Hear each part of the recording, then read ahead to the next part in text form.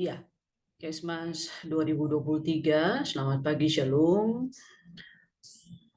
Ibu akan memulai perkuliahan di minggu pertama secara e-learning, dan ini merupakan pengantar sebelum nanti di minggu depan Anda akan pertemuan kedua hingga pertemuan ketujuh dan TS bersama dengan Pak Esra.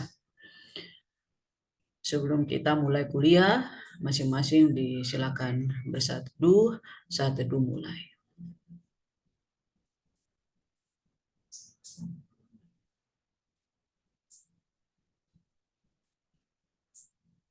Selesai? Iya, jadi sebagai pengantar, Ibu perlu sampaikan bahwa perkuliahan hari ini lebih banyak terkait dengan materi yang pertama, dan nanti silakan lebih dulu masing-masing mahasiswa wajib mendownload kurikulum AIPTKMI yang terbaru untuk Anda lihat. Kita punya pokok-pokok bahasan, bahan kajian apa saja yang masuk dalam kurikulum. Bahan kajian sudah Ibu kirim terpisah, silakan dilihat di Google Drive masing-masing untuk menyesuaikan setiap minggunya pertemuan apa dan kita akan bahas apa pada pertemuan di hari itu. Ya, untuk itu di hari ini Ibu perlu beri Anda dorongan untuk sungguh-sungguh belajar dengan baik di semester ini. Ini mata-mata kuliah yang sifatnya dasar dan penting untuk kesehatan masyarakat. Salah satunya adalah kesehatan lingkungan dasar. Ya, kita mulai.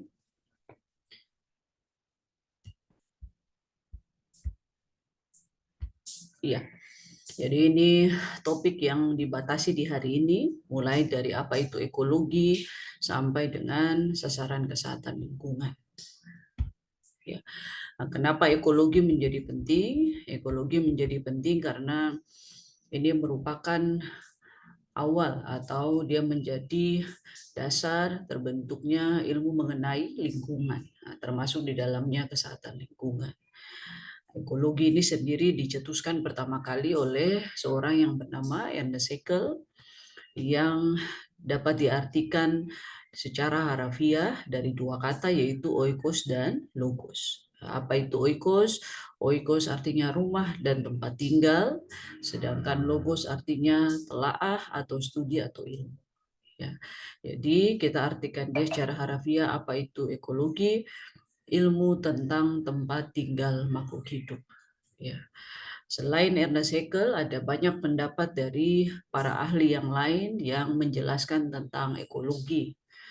Contohnya Otto Sumarwoto, salah satu ahli kesehatan lingkungan dari Indonesia, dikatakan bahwa ekologi adalah ilmu. Tetap akar katanya atau rumputnya adalah ilmu. Ilmu yang mempelajari atau yang melihat terkait dengan hubungan timbal balik. Ya, jadi ini kata kuncinya, ilmu. Yang kedua hubungan timbal balik. Yang ketiga adalah antara makhluk hidup dan lingkungan. Ya, kalau kita lihat kata lingkungan di sini, lingkungan sama dengan tempat tinggal makhluk hidup. Karena itu ini merupakan satu pengertian yang menunjukkan bahwa ekologi itu adalah ilmu yang di dalamnya mencakup ada makhluk hidup. Jadi bukan hanya manusia, tapi dilihat secara aspek besar, hewan di dalamnya, tumbuhan, dan ada lingkungan. Nah, lingkungan ini bisa sifatnya tidak hidup. Contoh lingkungan air ya, atau di udara, atau tanah, ya, tempat di mana makhluk hidup itu tinggal.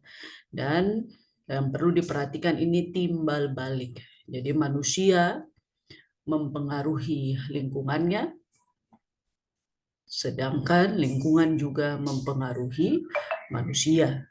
Nah, itu kita bisa lihat pada aspek kesehatan. Lingkungan bisa mempengaruhi kesehatan masyarakat. Lingkungan yang kotor misalnya, berarti rentan untuk makhluk hidup atau lebih khusus manusia terpapar dengan penyakit tertentu, sedangkan makhluk hidup atau manusia secara khusus bisa juga merusak lingkungan melalui berbagai pencemaran yang terjadi. Jadi itu pemahaman sederhana apa itu ekologi.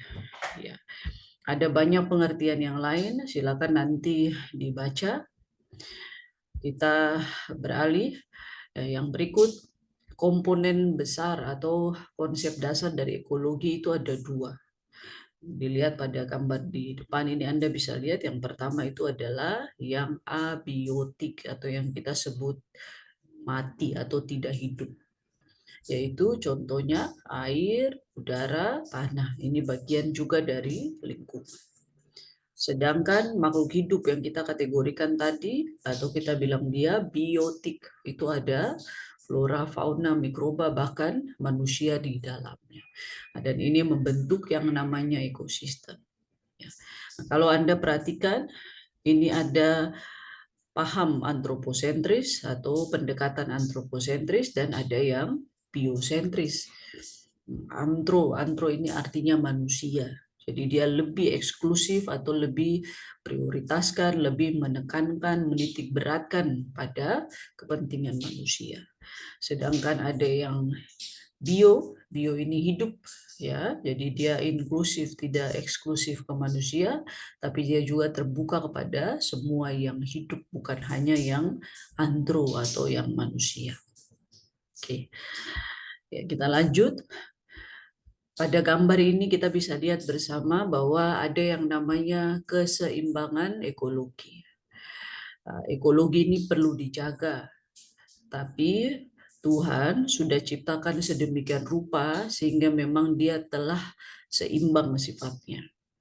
Bagaimana dinyatakan dia seimbang? Karena di dalam alam atau di lingkungan ada yang namanya produser atau yang menghasilkan atau produsen, ya. Ada juga yang namanya dekomposer atau yang menguraikan. Ya, kalau ingat-ingat kembali di pembelajaran biologi waktu SMA atau SMP, yang disebut produsen biasanya hanyalah tumbuhan yang bisa menghasilkan. Manusia, hewan, dan seterusnya itu masuk pada konsumen. Ya. Nah, apa peran produsen? Produsen di sini menghasilkan semua materi organik, ya. Sedangkan dekomposer ini menguraikan ya sayuran, buah yang sifatnya tadi organik menjadi anorganik. Anorganik yang seperti apa? Ada di dalam tanah dan dia terurai misalnya membentuk apa? Fosfor ya atau kandungan lain yang sifatnya zat dan dia ada dalam tanah untuk digunakan kembali oleh produsen untuk menghasilkan materi organik. Dan ini satu siklus yang tertutup sehingga lingkungan tidak tercemar. Nah, hingga pada waktunya ada berbagai bahan-bahan yang sifatnya baru yang dia masuk ke lingkungan dan merusak lingkungan. Oke, jadi kita harus belajar dari alam yang diciptakan Tuhan, dia dalam kondisi yang seimbang. Berikut, selain ekologi secara umum, kita perlu lihat ekologi secara lingkup kecil, yaitu di kesehatan. Ya, jadi apa itu ekologi kesehatan?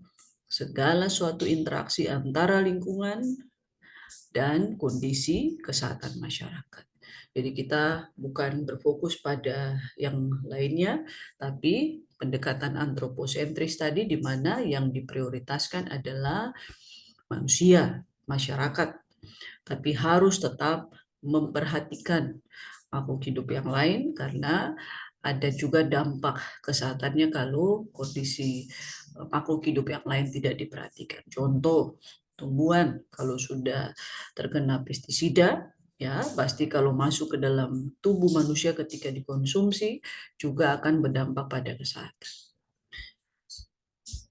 Ya, yang berikut ini ekosistem ya. Jadi ekosistem sudah diuraikan tadi, ada dua bagian besar yaitu ada yang hidup dan ada yang mati. Atmosfer ini dianalogikan dengan udara. Oke. Ya. Nah, ini yang jadi poin penting. Ya, setelah kita lihat yang namanya tadi ekologi kesehatan, ya, harus ada keseimbangan ekologi, yang terjadi malah bisa ada gangguan atau tidak seimbang. Kenapa bisa? Karena adanya polutan atau materi baru yang dia masuk ke dalam ekosistem. Ketika polutan masuk ke dalam ekosistem, yang pertama kali terpapar adalah yang unsur abiotik. Jadi tanah menjadi tercemar, air, udara. Selanjutnya, dia akan terdampak pada kondisi makhluk hidup, entah tumbuhan, entah hewan, atau juga manusia, dan bisa mengubah keanekaragaman hayati yang kita sebut juga biodiversity. Ya, jadi ini yang kita alami, kerusakan-kerusakan lingkungan yang disebabkan oleh berbagai polutan atau bahasa sederhananya itu materi baru yang dihasilkan oleh aktivitas manusia dan masuk ke dalam lingkungan. Ya, poin-poin ini silakan dibaca masing-masing. Ya, jadi lingkungan menurut Undang-Undang 23 tahun 97 adalah kesatuan ruang. Jadi ini kata kunci. Ya, kesatuan ruang antara apa? Semua benda dan seterusnya yang mati. Tapi bisa juga ada daya, misalnya energi dan lain sebagainya yang tidak terlihat, namun juga ada di lingkungan. Bukan hanya itu, ada juga makhluk hidup atau yang biotik tadi, ya. Dan kata kunci berikutnya ini dia saling mempengaruhi. Nah, yang kita sepakati tadi yaitu timbal balik, ya, antar manusia atau biotik dan abiotik. Ini pengertian lainnya sebagai pengayaan, dibaca supaya Anda ada referensi. Ya, kita masuk pada poin berikut, kesehatan lingkungan. Ya, kesehatan lingkungan adalah suatu keseimbangan ekologi. Ya, ini menurut WHO. Jadi lingkungan harus seimbang, ya, antara manusia dan lingkungannya. Yang paling penting di sini agar dapat menjamin keadaan sehat dari manusia. Jadi kalau lingkungan seimbang, maka dikatakan bahwa menjamin manusia dalam keadaan sehat. Harus diingat kembali, sehat itu bukan hanya soal fisik, ya, tapi ada lingkup yang luas, yaitu secara mental, secara sosial, bahkan ekonomi yang sehat juga menentukan sehat secara fisik. Ya, ini diingat-ingat kembali. Ya, oke. Di dalam kesehatan lingkungan sendiri ada beberapa hal yang penting, cukup banyak, bukan beberapa ya, tapi dia didasarkan pada yang namanya hygiene dan sanitasi. Nah, di pertemuan ini kita hanya uraikan sedikit. Oh, ternyata ada sanitasi. Apa itu sanitasi? Sanitasi ini dititik beratkan pada faktor lingkungan. Ya, jadi misalnya lingkungan rumah yang dikatakan saniter atau dia dalam lingkungan yang baik seperti apa? Oh, harus tersedia aspek apa, tempat sampah, ya, atau dia punya pengolahan limbah. Itu semua di lingkungan atau yang sifatnya mati tadi, ya. Segala perlengkapan, segala hal aspek yang dibutuhkan yang dia dititik beratkan pada faktor lingkungan. Nah, sedangkan hygiene ini difokuskan pada manusia itu sendiri atau subjek. Jadi kalau sudah ada fasilitas tadi atau secara sederhana dibilang saniter, harus juga didukung oleh hygiene. Ya, contoh biasa mencuci tangan, ya, fasilitasnya atau yang harus disedia di lingkungan yaitu tempat cuci tangan misalnya. Nah, sedangkan perilaku masyarakat atau subjeknya yaitu harus mencuci tangan. Nah, kalau sudah ada aspek sanitasi dan hygiene, maka ini menjadi dasar dari penerapan kesehatan lingkungan dan bisa dilihat ke aspek-aspek yang lain. Ya, oke, ini beberapa gambar untuk mempertegas ya yang tadi kita pelajari. Jadi manusia ini dipengaruhi oleh lingkungan fisik, biologi, dan lingkungan sosial. Fisik tadi kita lihat ada udara, air, dan tanah. Ya, itu masuk kategori lingkungan fisik. Sedangkan lingkungan yang biologi ini masuk dalam mikroorganisme, hewan, tumbuhan, semua yang hidup. Nah, di dalam sini bisa ada virus, bakteri, ya, yang berdampak juga pada kesehatan manusia. Nah, di samping itu tetap ada juga lingkungan sosial, budaya, ya, yang mempengaruhi kesehatan. Contoh, kebiasaan melahirkan di dukun, ya. Jadi ada budaya-budaya tertentu yang malah lebih percaya dukun dibanding tenaga kesehatan seperti bidan. Nah, faktor ekonomi, nah ini juga berdampak. Ketika ada biaya maka bisa konsumsi makanan sehat atau keuangannya sehat, maka konsumsinya juga bisa lebih baik, gizinya juga bisa diperbaiki dan seterusnya. Itu kaitannya. Ya. Oke. Iya. Yang terakhir kita lihat ruang lingkup kesehatan lingkungan. Jadi ini menurut WHO, ya, ada banyak aspek yang masuk dalam kajian Kesling, mulai dari penyediaan air minum, ya, dan seterusnya. Silakan dibaca sampai dengan tindakan pencegahan yang diperlukan untuk menjamin lingkungan. Atau kita bilang di sini misalnya di poin 16 kondisi bencana. Ya, di sini juga diperlukan aspek kesehatan lingkungan. Ya. Atau juga di transportasi kapal contoh. Bagaimana aspek hygiene sanitasi di lingkungan transportasi kapal, ya, atau di rumah pemukiman ini, ya, kebisingan dan seterusnya. Oke. Nah, sedangkan batasan di Undang-Undang 23 tahun 92, nanti kita perlu lihat kembali undang-undang terbaru ya. Ini ada lingkupnya ada 8. Mulai dari penyataan air dan udara, pengamanan limbah padat atau sampah, pengamanan limbah cair, limbah gas, radiasi kebisingan, vektor, hingga kondisi-kondisi khusus seperti bencana. Ya, jadi itu ruang lingkupnya. Dan yang terakhir, di mana pelaksanaan KL itu kesehatan lingkungan. Ya. Nah, jadi di mana ada lingkungan, di situ bisa diterapkan penyehatan lingkungan. Nah, contoh ada tempat umum, hotel, ya. Lingkungan hotel yang tidak diperhatikan bisa juga membawa dampak kesehatan. Ya, karena itu perlu dilihat apakah dibersihkan, ya, linennya atau spraynya, kondisi ruangannya, hordennya, dan seterusnya. Ini memudahkan penularan penyakit kalau tidak diperhatikan dengan baik. Lingkungan pemukiman, contoh rumah, ya, rumah yang terlalu lembab misalnya, ya, atau tidak cukup ventilasi. Nah, ini juga menjadi tempat penyebaran atau tempat yang ideal bagi pertumbuhan penyakit.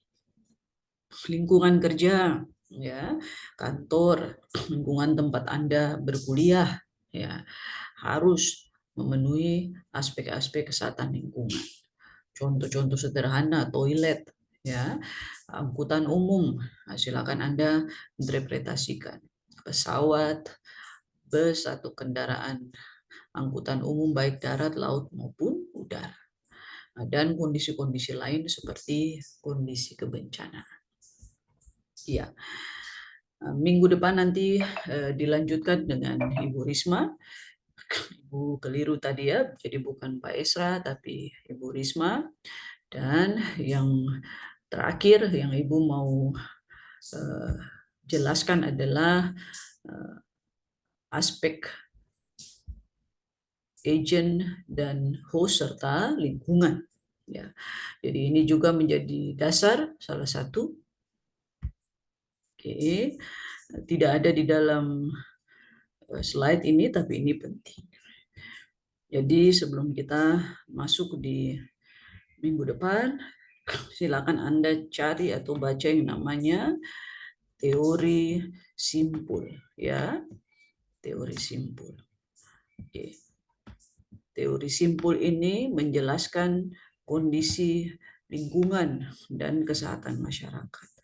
Kalau kita lihat secara sederhana, ada juga dalam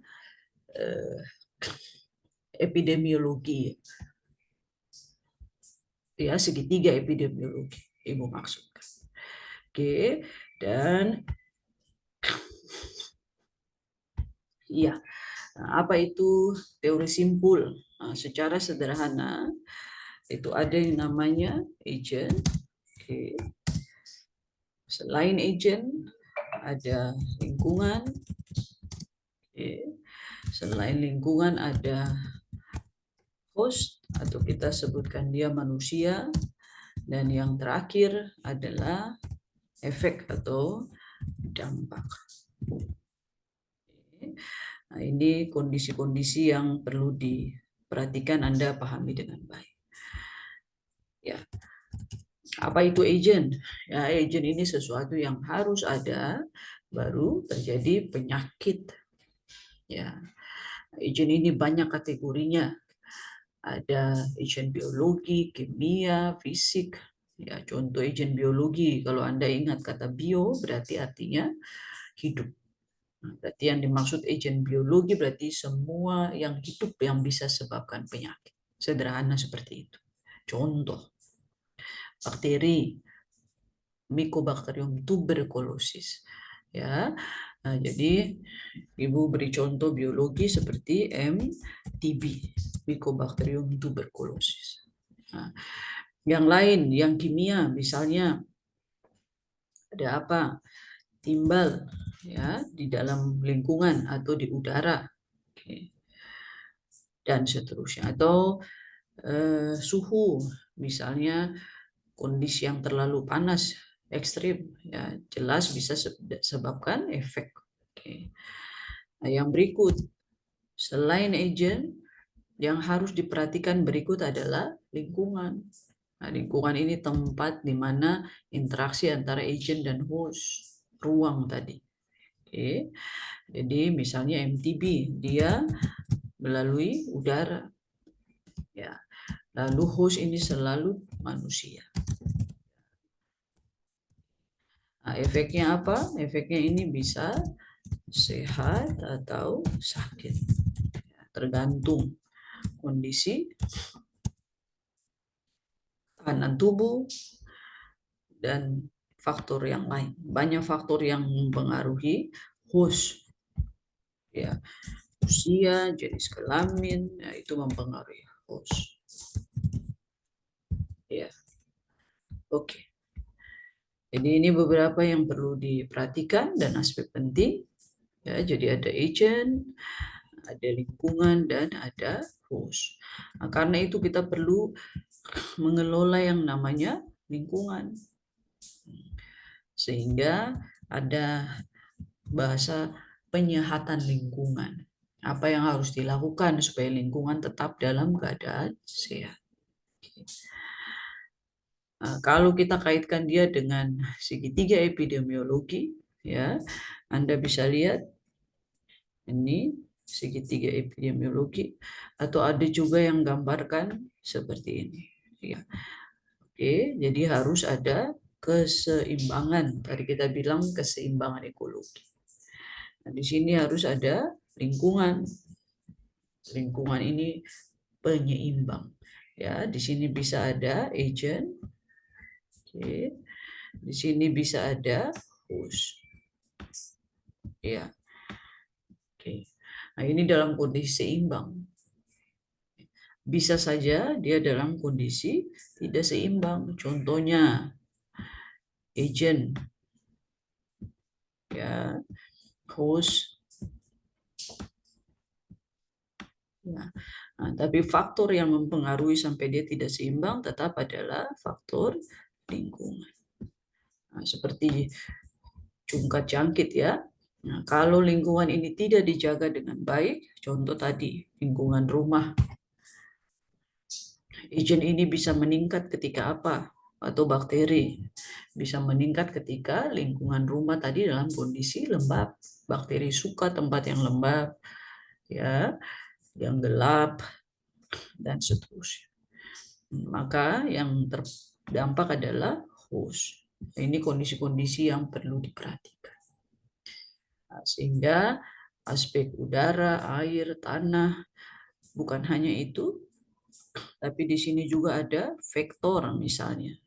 Nah, vektor itu nyamuk, lalat, dan seterusnya itu juga perantara yang ada di lingkungan yang menghubungkan antara agent dan host. Ya, oke. Jadi hal-hal itu sebagai pengaya sebelum nanti minggu depan masuk lebih lanjut materi agent, host, dan lingkungan bersama dengan Ibu Kusuma.